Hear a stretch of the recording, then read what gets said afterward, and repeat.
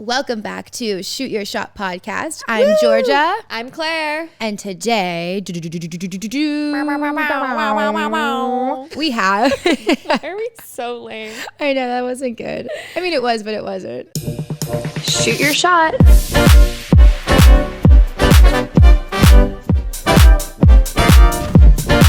Shoot your shot.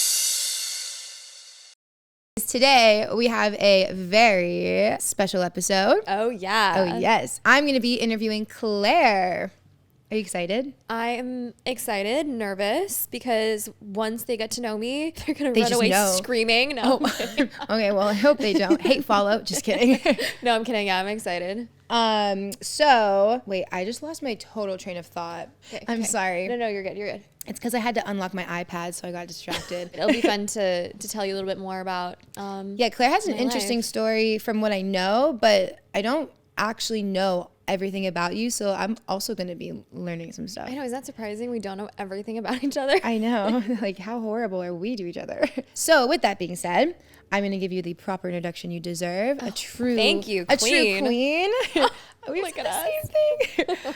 Okay, but no, seriously. Claire is an amazing photographer and director. She is originally from Paris. En français. Oh, God, no. Please don't start with the French jokes. Sorry. Okay, anyways, she's originally from Paris, but now based in LA. She is a crackhead and loose cannon, if you couldn't tell. But we love her. Yeah. We don't run away screaming when we know more about her, so we must love you. Thank God. She's the other half of Shoot Your Shot, and she is my partner in crime. Oh, cute. Tearing up. But no, I think that this is going to be really good to figure out who you are, your story, and just tell our listeners, who are you? Like, what do you do? Yeah. Yeah. Who the hell is Claire? Who even is Claire? Just kidding. No, but you're great. So with that being said, why don't you kind of just start from the beginning, like where you grew up, how'd you get into the creative industry? Just kind of take us back to the start. Well, first, I was born a loaf of bread. I am a loaf of bread. So I was created in a bakery. Wait, quite actually? literally. No. Oh, I was going to say that's why you're Lady Baguette. No, I'm Lady Baguette. Oh, wait, actually, should we start with that? So yeah, most people know me from social media. Her at is at Lady Baguette. Lady Baguette, which if you don't know what a baguette is, please change that. That's not good. I hope you get like some obsessive fans where they just start mailing you baguettes. That would be incredible. I already get a lot of baguette related content sent to me. I did get you a baguette shirt. You did get me a baguette shirt. My friend got me a baguette pillow for my birthday. Yeah. So big baguette fan. But really, this is how we got into the baguette stuff. Okay, so you guys know who Scott Disick is, right? Should we get iPad cases with baguettes on it? Yes. Kidding. Shoot your shot and there's a big loaf of bread. Okay, so Lady Baguette came from, so I was once editing a project, and I was watching Keeping Up with the Kardashians in the background. What? Okay. Yeah. And there's a character on Keeping Up with the Kardashians named Scott Disick, who is Kourtney Kardashian's ex. Scott Disick, if you watch the show, if you know who he is, you know he's like an absolute nut job. My favorite celebrity for sure. Scott Disick became a lord. He literally went to the UK and got knighted a lord. Really? And I was high as fuck editing, and I was like, yo, that's actually so cool. I want to be knighted a lord. And then I was like, wait, I could be a lady. And then I was like, wait, lady what? And I was literally, I'm not kidding you guys, this is the most French thing ever. I was eating a baguette with butter and jam, and I was like, Lady Baguette. Yeah. Just like stoned out of my mind. You by just yourself? like, yeah, by myself, editing, eating a baguette. And so as a joke, I changed my Instagram name, which used to be something so cringy. What was it? So cringy, What you guys. was it? This was like 10 years ago, by the way. So I mean, like, it made more sense that it was this cringy when I was 16, but still. It was the French chica, but it wasn't spelled like chica the way you're thinking. It was chick with an A at the end. It's even worse. Yeah. The French chica. The French chica. So bad. So I changed it to Lady Baguette, and then it just kind of stuck, and now it's just like a thing. It's just like I like it though. Brand. I don't know. I love it. It's become its own thing. But I like it too. I love it. I think it's funny. So. We need to, in our future podcast, have a bowl of baguettes just sitting here. Amazing. I would munch on it, but that was not terrible for the audio. No, we just need to incorporate baguettes somehow. I love baguettes so Maybe much. Maybe the tea and Shoot Your Shot could be a baguette. So anyways, that's the background story of why I'm Lady Baguette. Okay, so 10 years ago is whenever you were French chica. You switched to Lady Baguette. Yeah. Were you doing creative work then, or like what was your thing? No. Well, I was in high school when I was 16. Oh, okay, yeah. No. I don't know. You could have been like taking photos of baguettes for all I know. You seemed really into them. My career started Yeah. with that. No. So I actually picked up photography when I was 18. It was super random. So I am from Paris originally, but I grew up partially between France and Virginia in the United States of America.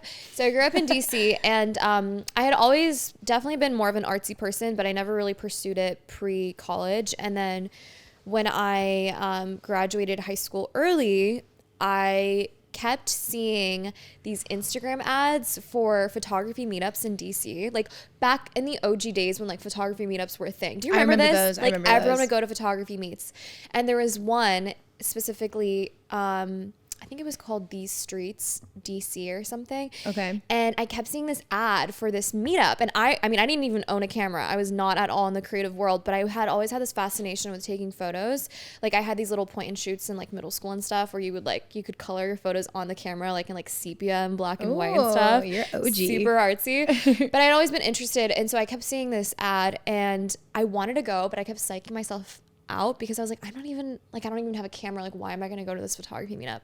So after months of seeing this, I think I had just turned 18. I was like, screw it. I'm just going to go by myself. So I went to this photography meet. The way you said that, you were like, tee. Go by myself. And I went and immediately, it was crazy. Immediately, it's like, everything made sense. Immediately I was like, Aww. I'm obsessed with this. This is my new hobby, my new passion. And I immediately was like, I need to pursue this at least hobby wise, like right now. So I made friends with all these people at the meet. I had so much fun. They had me like model, and I did more modeling when I first started because I didn't have a camera. So I would just be in front of the camera for my friends. And for a whole year, I started using my friends' cameras and learning and going to these photography meets. And then a year later, when I was 19, I got my tax return back and I got a camera with my tax return money. I got a 60, which was actually like pretty good camera. So that's like a good camera for your first camera. So when I was 19, got my first camera, started shooting on the 60 and was shooting constantly. I was working at a restaurant basically full time. I was paying for school in Virginia still. What did you go to school for? I think like marketing. I mean, I dropped out after a semester, so like wasn't that really? serious. Yeah. But I was trying to go back to school. So I was working full time at a restaurant, and at night I would go to DC and I would shoot everything. And this is when I was just shooting like street stuff. Like I wasn't shooting like cool lifestyle, pretty stuff. It was like all street stuff in DC. After that, my best friend back in the day was like, I'm moving to LA for school. And I was like, well, I want to become a professional photographer and I have nothing here in Virginia. No offense to Virginia, but Virginia freaking sucks. It's so boring. There's like no art scene really. I mean, there's like a little bit, but it's so low key. Yeah. So I was like, screw it. I am 20 years old. I have a camera and I'm going to move to LA. That's brave, And though. I moved to LA at 20 with like literally $600 and my little 60. And at the time, I only had one lens because I could not afford another lens. So I had a little 50, the nifty 50. This is the nifty 50. We love the nifty 50. 1.8. I shot on a 50 for literally 3.5 years. Really? That is your only lens? The only lens. Isn't that insane? That is. I mean, it is a I really don't good lens, understand though. how, but I did that for literally That's pretty 3 cool. years. Yeah, it was cool. But you do say that so like nonchalant. I feel like especially, I don't say back then like you're old because you're not old, but like back then moving to LA to pursue photography, like that is way, like today a lot of people are moving to LA, like dropping everything, pursuing their dreams kind of, but like back then, like that's not really a thing. How did you, like were your family supportive of it? Were your friends, like did you know anybody at all going to LA? My family thought I was crazy, but also I had already dropped out of college, so they had already given up on me. They were like, she's just screwed. Like, good luck, Lady Claire. Baguette has set the road for herself. Yeah, my parents were not particularly encouraging, but I think they had understood that like I was just gonna do whatever I wanted to do, so they were like, whatever. They couldn't stop you. So they weren't supportive, but they also weren't like, you're stupid. They were like, we're indifferent. Yeah. Just don't die. And I didn't have any friends in LA. I had this one friend I spoke of, and I actually then started dating basically as I moved, like 2 months before. I'd already bought my flights to LA, my one way.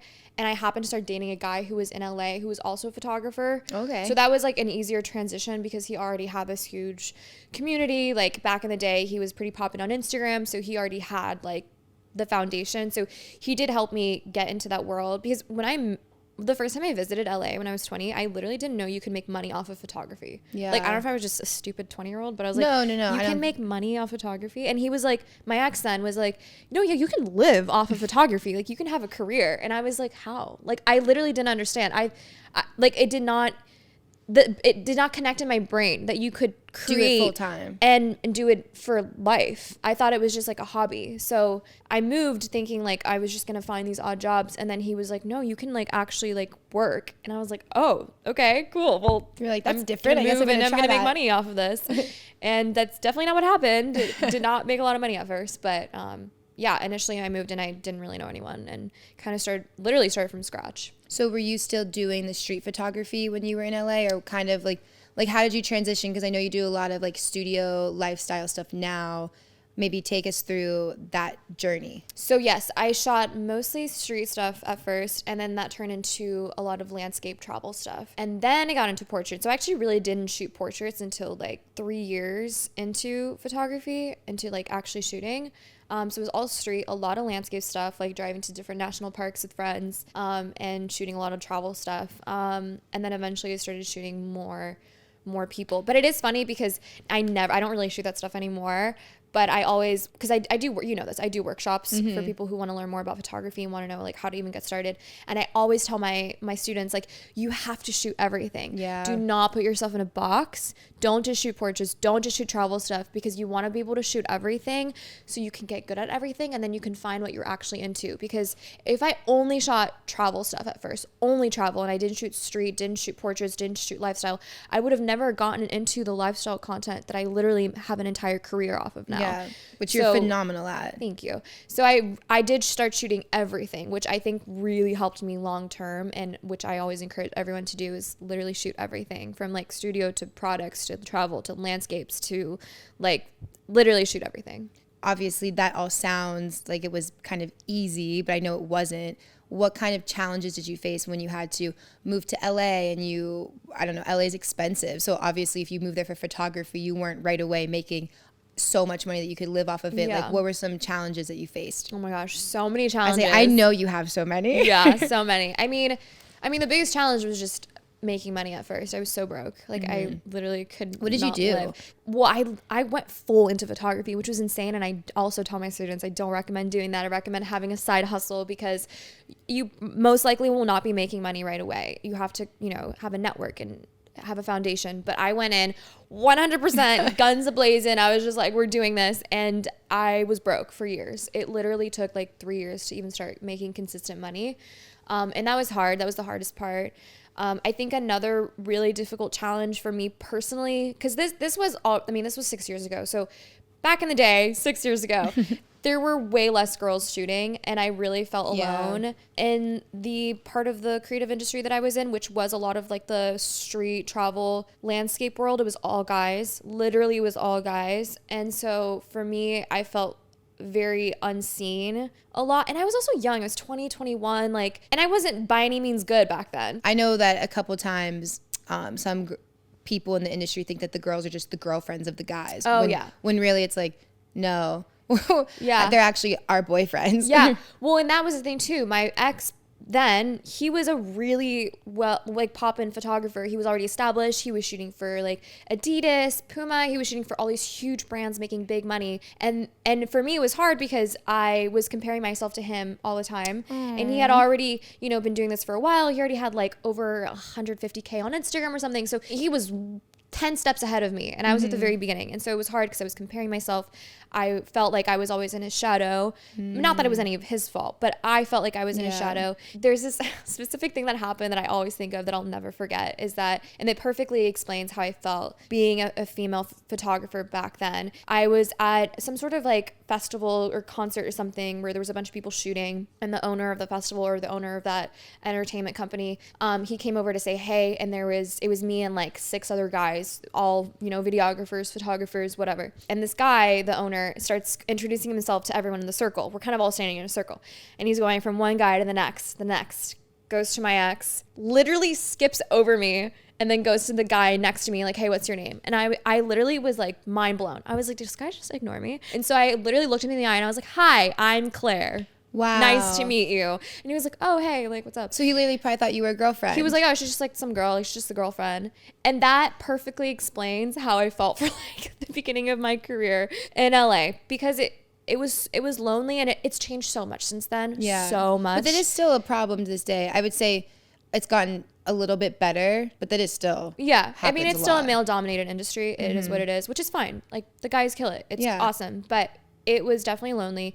And so that was one of the bigger challenges. And then just getting clients, figuring out how to price myself, you know, learning how to have a professional business. I think a lot of the times when you're a creative, you can be very unprofessional because you're not taught, you know, like the formal way of treating your creative work as a business. Because it is a business, but you're learning it on your own. And so being an entrepreneur, there's a lot of steps you have to learn on your own. And I think like the formal professional aspect of it was hard to learn. I made a lot of mistakes, and that was tough. What would you say was maybe a mistake that you just think of right away where you're like, wow, like not having a contract and screwing myself over so many times, but I've not done having that a before. contract. Yeah, we all have.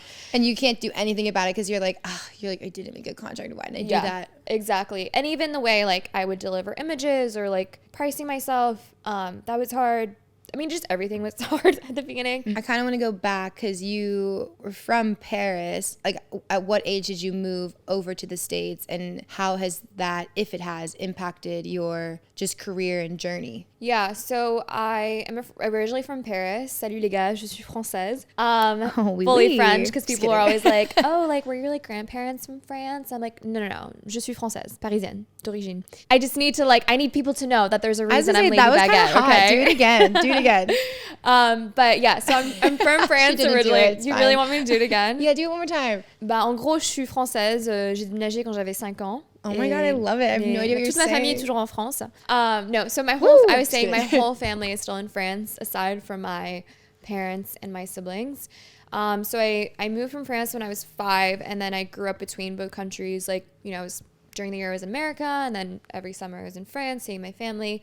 And my whole extended family is still there. So kind of grew up between both countries. Both my parents are French. I wouldn't say it really affected my career in any way, because I've grown up completely in the American culture and the French culture. So it's not like, you know, I obviously speak English perfectly. It's my second language. Like, there's never been any sort of hardship based off of that. But if anything, I would say it's made traveling for work really fun, because I do speak French and I also speak Spanish, which is partially due to speaking French. It's pretty easy to like pick up a romance language once you have one locked in. So it's affected my career in the sense that like it's really easy to travel, and like pretty much everywhere I go, it's not hard like figuring out where to go and how to like communicate with people. Also, I'm literally shaking. I'm so cold. I'm so cold. It's freezing. I'm gonna put this on. I hope that's not weird for you guys who are watching, but I'm so cold in the studio. I think whatever we have going on, every time we shoot, we're always in such cold studios, and literally, I don't know why. Every time. And I can't, if I'm cold, I can't focus. Same. Like, I start losing my train of thought, and I'm like, I don't know what's going on. Slap myself. That's okay, because while you're putting that on, I think this is a great moment. Why am I struggling to put this on? Yeah, you are. She really is. She's like over here, like huffing and puffing too while doing it. Okay, no, but I think this would be a great time to do one of our new segments. Never before, it's not seen because I guess this is a podcast. Never before heard on the Shoot Your Shot podcast. So exciting, because this is basically the whole, like, this is the point of the podcast. Yeah, this is the point. Well, not the point, but like kind of the point. Okay, so we're going to do the segment called Shoot Your Shot. It's so anticlimactic. This is the point of the podcast. Should I do it again? Okay, ready? No. We're going to do the segment called Shoot Your Shot. Okay, anyways. So the point of Shoot Your Shot is to put someone on the spot and make them tell us their creator crush. Oh, yeah. Ooh. That was me trying to have like a sexy voice. But no, basically Claire's gonna have to tell us her creator crush, whether she likes it or not, and you have to be honest. And we're gonna do this for guests in the future too, and just like put them on the spot. Every single guest. And also, we're not saying like tell us, Channing Tatum. Like, no. It has actual to be someone creators, real. Like not like an actor. Like if someone listened to this, you'd be like nervous because you said the T of who you like. Oh yeah. Well, I'm not gonna be nervous because they don't know I exist. Well, actually, one knows I exist. I think. Oh really? Maybe. Okay. Give it to us. My creator crushes are, and I have two. Oh, she has two. Because I'm a hoe. This is No, even I'm kidding, better. Johnny Edlund. Not only is he a fine man, love his editing, great content. I don't think I know who that is. Yeah, hottie with a body. Wait, maybe I do. And really good presets. Really? I bought his presets one time. Not gonna lie. So he's one. You've definitely seen him.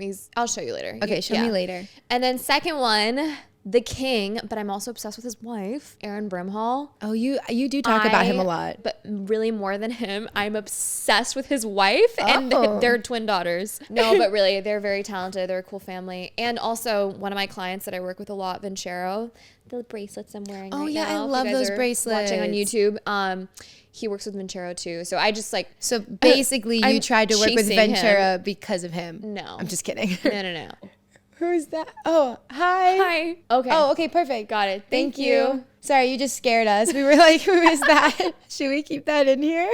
What the fuck was that? But the guy who owns the studio did tell me, like, I'm going to call him later and give him his key fob back. Dude, that was so weird. There should be a recording light, you know? Okay, well. We should keep that in anyways. Anything can happen on Shoot Your Shot. And look how well we handle things. So, when you first started creating, I think this is something that might be relatable for anybody. I don't know what yours is, but hopefully it's relatable. What was like the biggest challenge that you've had to incur, or maybe one of the first challenges that's ever happened with you? Or I don't know, like maybe first mistake. First mistake. Just the first bad thing that's happened to you. Yeah. The first thing that made my life I'm going to start suck. asking things like that. The first bad thing. Do you like that? Yeah, you do you, boo. No, you don't like it. I mean, a funny one would be that I was shooting in in automatic, and I had a hard time starting to shoot in manual. Okay. This is what's wrong with the photography industry. Do we want to get into it? Yeah, get into it. The one female photographer friend I had in DC bullied me all the time and be like, "Oh my god, you're not shooting in manual. Like, ugh, so basic. You're never gonna become a good photographer unless you shoot in manual. You're an automatic. Like, what a fake loser." Literally, she would talk to me that way and be like, "You'll never learn." And I was like, oh my god. Literally because she made me feel bad. I was like, I have to learn to shoot in manual.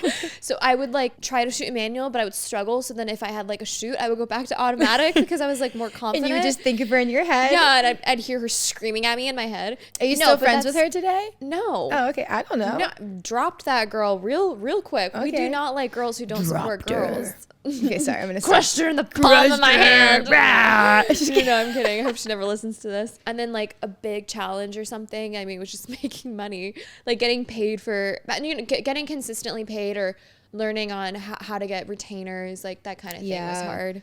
I think too, like, I don't know if this, I mean, I'm sure this happens to you. I feel like it happens to all creators. We go through like droughts where we'll have a lot of work where we'll be like, oh my God, we have too much. And then we'll just have droughts where we're like, am I ever going to live? Am I ever going to create again? Yes, like, literally. Is my life over? Oh my gosh. And you know what's funny is that happens to you regardless of how successful you are. Yeah. There is always a dry spell with creating. I mean, unless you're like the 1% who has consistent retainers, but retainers end.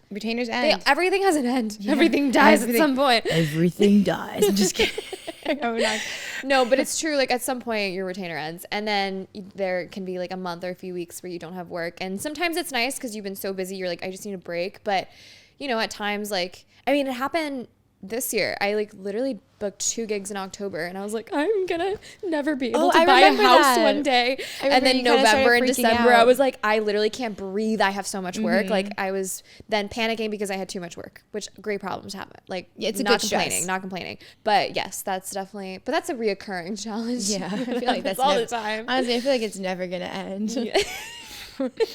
we're like, is there anything that you would go back and do differently throughout your creative journey? One thing that I do regret, which is actually an important lesson I had to learn, is to not compare yourself to others. Oh, that's good. Especially with your work. I was constantly comparing myself and my work and my progress to other creators. And like we spoke about before, I was dating this guy who was already like fairly successful.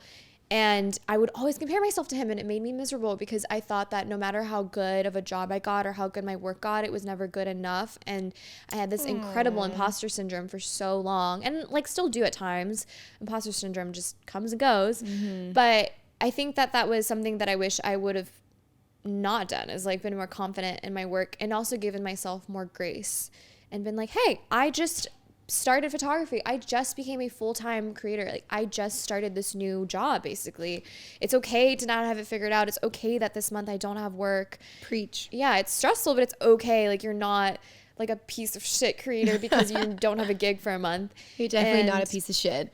Well, thank you. I appreciate it. But one thing that I keep talking about this ex, this is so weird. And I was gonna say, do you think he's gonna listen? I don't know. I hope not. But I mean, he did influence the beginning of my career, so it's As you say, I don't think like, not obviously like exes are exes for a reason, but they do teach you things and help you grow. So it's not necessarily bad. And there was something he always told me, and he always said, stay in your lane. And truly, that was like great advice that I did not take. But looking back, it was great advice. Yeah, I regret not taking that advice more and just focusing more on myself and less so on like other people's successes. Because no matter how successful you are, you could be so successful.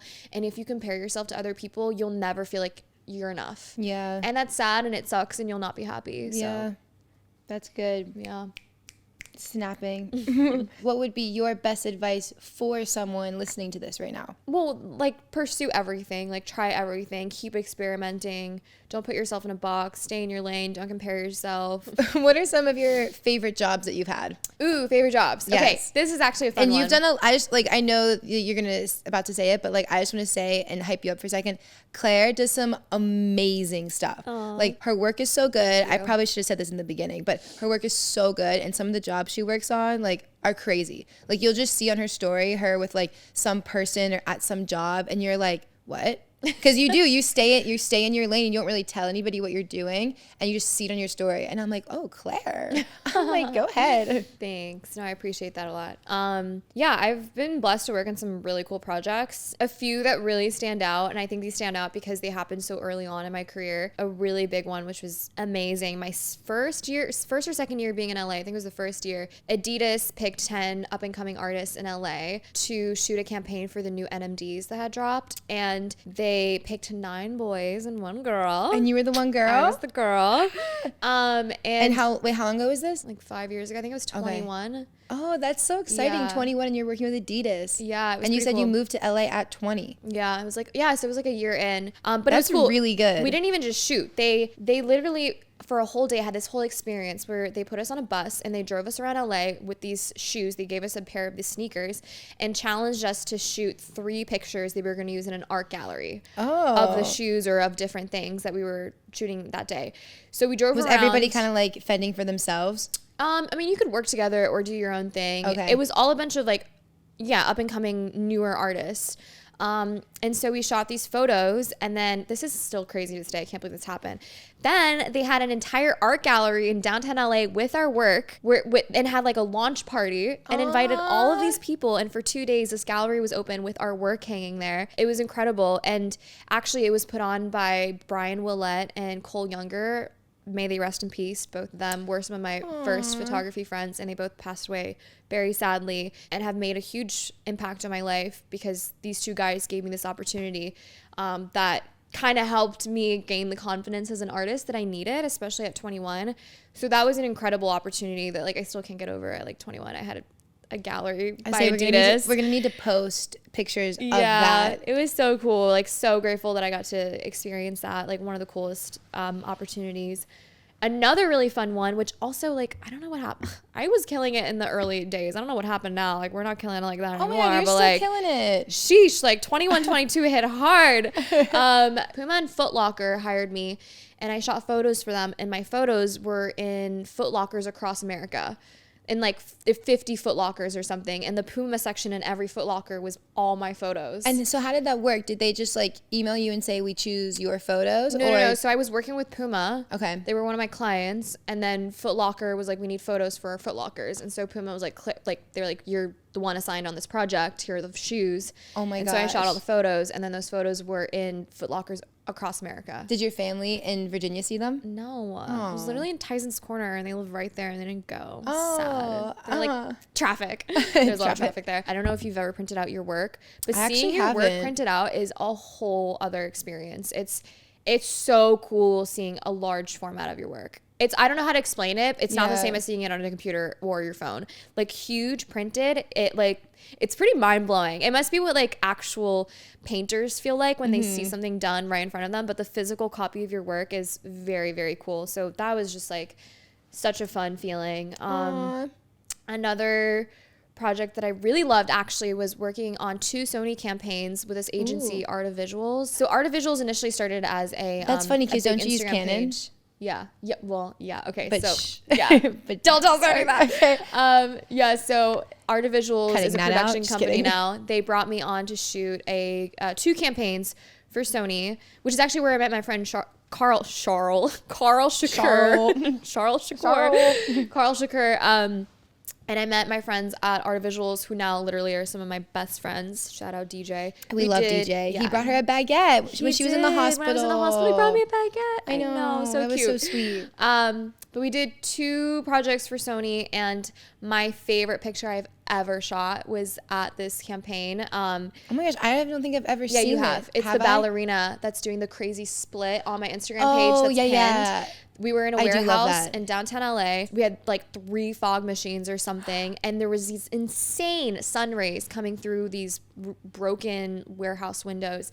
And this ballerina did this insane move where her leg went straight up, so she was like a pencil, but her leg was straight up. I mean, to me, it's the most beautiful picture I've ever shot. I have seen it. Because it has this like I can confirm it's power incredibly beautiful. And strength that this girl like delivered on set. Again, just tying it back to like female empowerment. Like it was just such a beautiful, beautiful moment of like strength in a woman. And I love that photo. I love everything about it.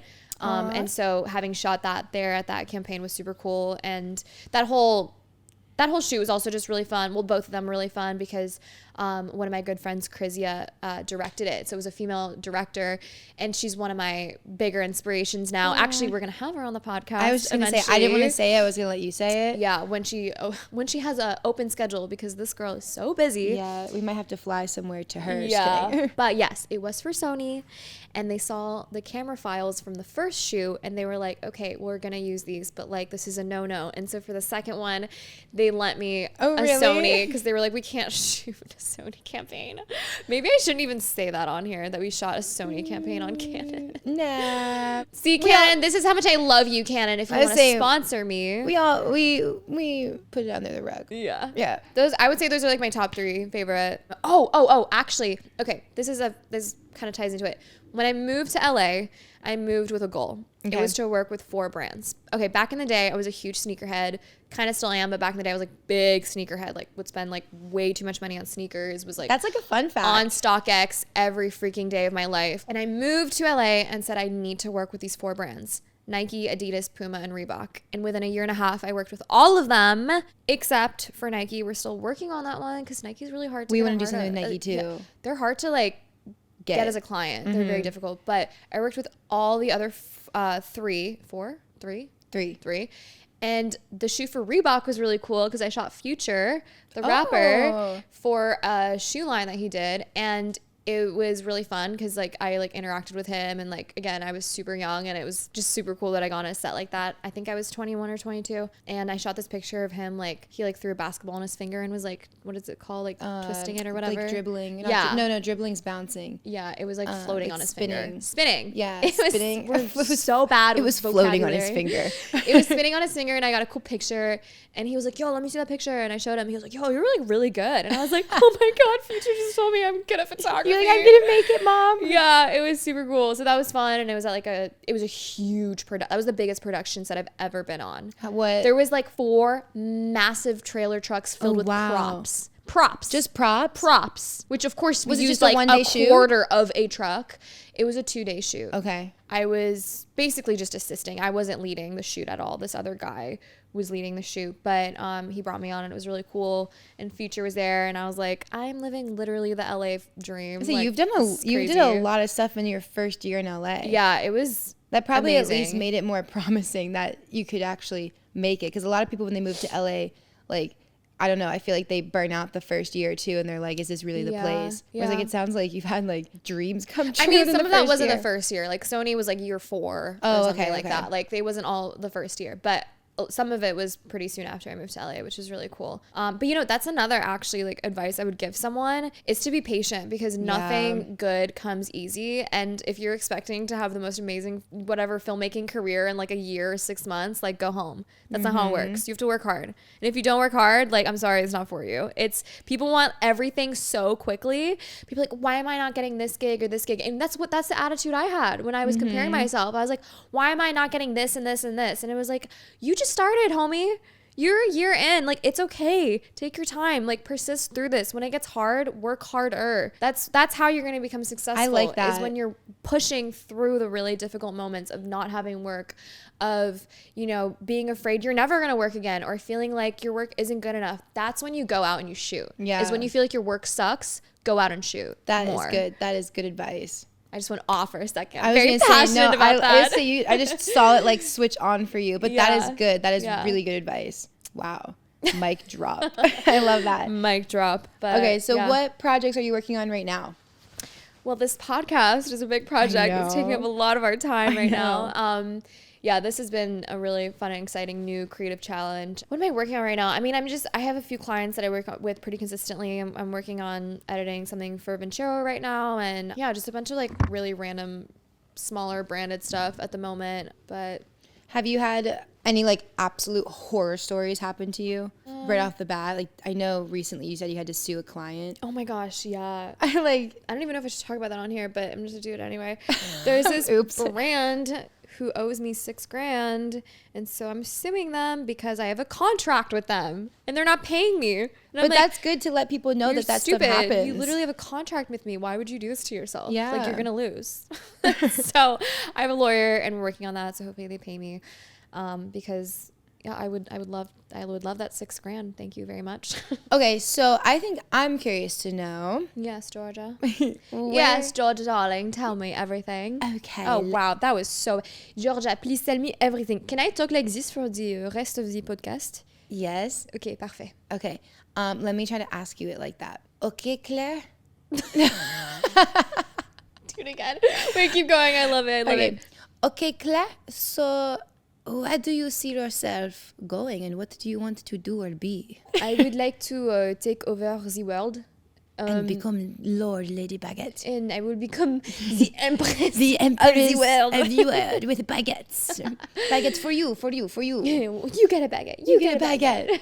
Okay, anyways, in all seriousness, what are your goals? Like, where do you want to be? Because obviously you didn't, like, you're a very ambitious, like, workaholic person in a good way. Mm-hmm. So I know there's, like, much more out there that you want to achieve. What's like your dream? That's a hard question because there's a lot of things that I want to do. But if I were to pinpoint a couple, I'm getting more into directing these days. So I'm directing more emotion-based projects and not just doing stills. So that's something that I really want to keep moving forward, especially in 2023. I would love to direct more commercials. I've directed a couple, but yeah, this is like where I envision myself and the kind of jobs I envision myself on. You know, those really fancy like Dior perfume ads they do in Paris and stuff. That's my dream type of directing, even like shooting job. I would love to do very high-end, luxurious product commercials because I love commercials. Mm-hmm. I know people usually like, oh, I hate shooting commercials. No, I love commercials. I love shooting commercials. It's so fun. Anything that's an advertisement, I just think it's really exciting being able to showcase a product in a beautiful, creative way, which is basically like what I do for work. But I would love to do it on a bigger scale and like shoot for Chanel's new perfume and shoot it in Paris. That would be pretty cool.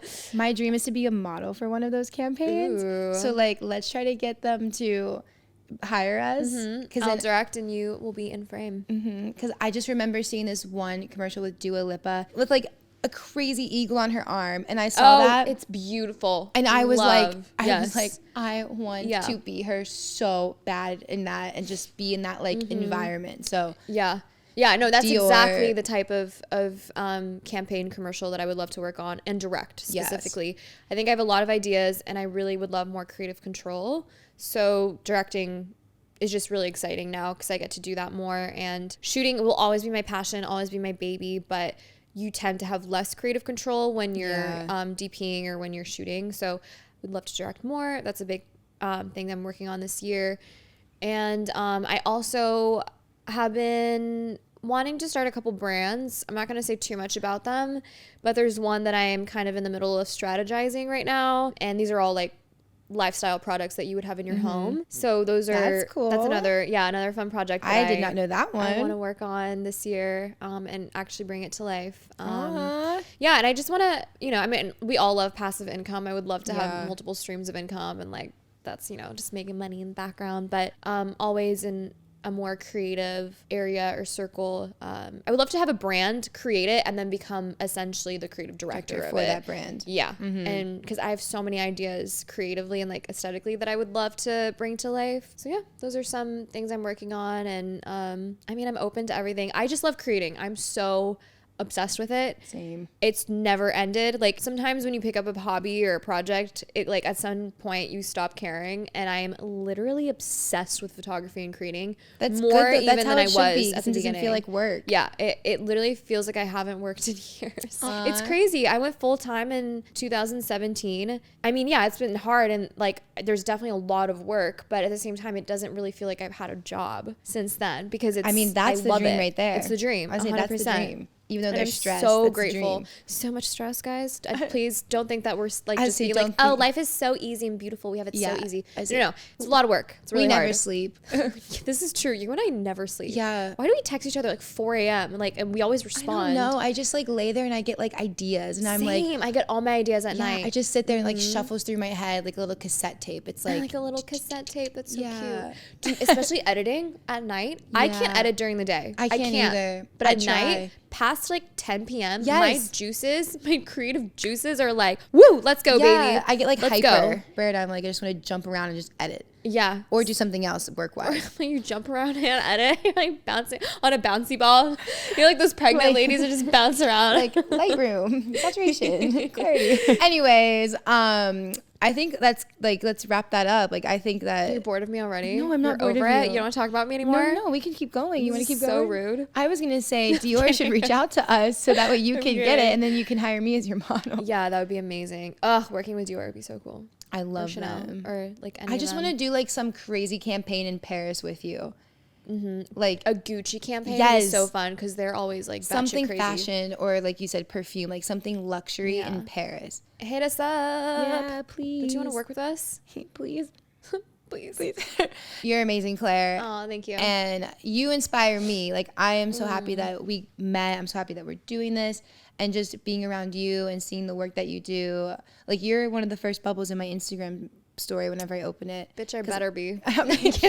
You're like, if I'm not, I'm gonna make sure I am. You're always my number one or number two. Same. Who's your number one? It shifts. She doesn't want to disclose the real creator crush that she didn't mention. I'm just kidding. She's gonna kill me for saying that. Moving on. You're amazing, and I'm so excited for people just to listen to this and go beyond listening to this and just explore your work, see who you are. You. I hope you like people hire you from this because they should. Oh my gosh, guys, random last tidbit advice. I'm just going to throw it out there. Yeah, do it. Because it's a new year, 2023. We're in January. Raise your prices. Every single year, I raise my rates. That's on the dot good. Every January. It's January. I'm reminding you right now, no matter who you are, you can literally raise them by $2. Doesn't matter. Raise your prices. Yes. Inflation, baby. Inflation. Thank you, Claire. I love you. I'm so happy that you shared your story with us. Thank you for listening. Yeah, I feel like I appreciate you guys. And if you want to check out any of my work, Lady Baguette. And then my website, which is way more interesting than my Instagram, is www.ladybaguette.com. And I have all my favorite projects that I've ever worked on there if you want to check them out. Seriously, she's amazing. I cannot stress that enough. Oh, thank you. Yes. Appreciate you. I love you. Thank you. Follow us also on our socials at Shoot Your Shot Podcast _. Shoot Your Shot podcast _ on Instagram, on TikTok, YouTube. We're still working on the YouTube. We'll link it. And we can't say we're still working on the YouTube. This is on YouTube. They're listening to this on YouTube. Well, you found us if you're on YouTube. So we worked on it. Here it is. We're excited for you guys to hear about Georgia next week. I know. And I need to make sure I don't ramble. Please come back and listen again. This is just how we're going to end every podcast. Please follow us. Please listen. We love you guys. Thank you for giving us your time. And we will see you on the next episode of Shoot Your Shot. Bye. Shoot your shot.